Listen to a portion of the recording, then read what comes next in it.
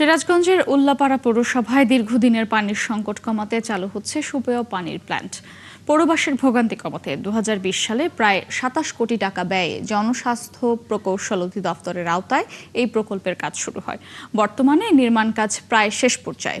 দ্রুতই এর ফল পাবে পৌরবাসী। রায়হান আলীর তথ্য ছবিতে প্রতিবেদন।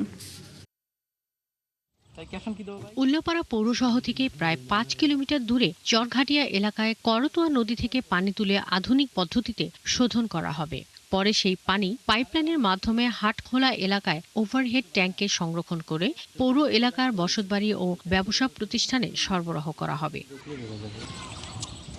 প্রথম ধাপে 6টি ওয়ার্ডে প্রায় 4,500 পরিবার এই সুবিধার আওতায় আসবে। পর্যায়ক্রমে পুরো পৌর এলাকাকে এর আওতায় আনার পরিকল্পনা রয়েছে। প্রতি ঘন্টায় প্রায় 3,50,000 লিটার পানি উত্তোলন ও পরিশোধন করা সম্ভব হবে বলে জানিয়েছেন সংশ্লিষ্টরা।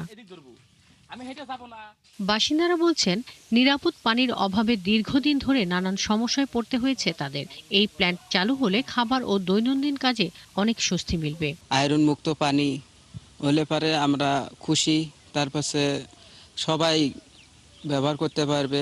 একবার ঠেসে আবার ফিল্টারের মধ্যে দিয়ে লয়া তারপরে গেছেন পানি নিয়ে নিলে তারপরে খাওয়া লাগে।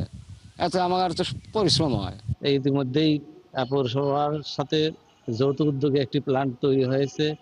এই প্ল্যান্ট থেকে আমরা অতি তাড়াতাড়ি সুপেয় পানি পাবো। প্রকল্প সংশ্লিষ্ট কর্মকর্তারা জানান, সব প্রক্রিয়া প্রায় শেষ। শিগগিরই সরবরাহের উদ্বোধন হবে। প্রতি ঘন্টায় 350 মিটার কিউব অর্থাৎ 350 লিটার 3,50,000 লিটার প্রতি ঘন্টায় ট্রিট করতে পারবে।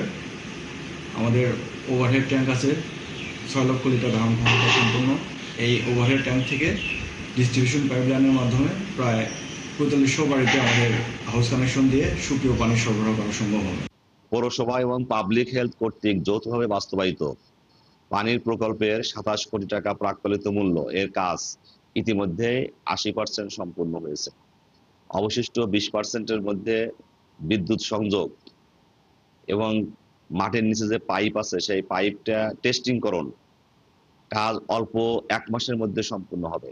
সুপেয় পানির এই উদ্যোগ বাস্তবায়ন হলে উল্লাপাড়া পৌরবাসীর দীর্ঘদিনের কষ্ট লাঘব হবে, এমনটাই প্রত্যাশা সংশ্লিষ্ট সবার।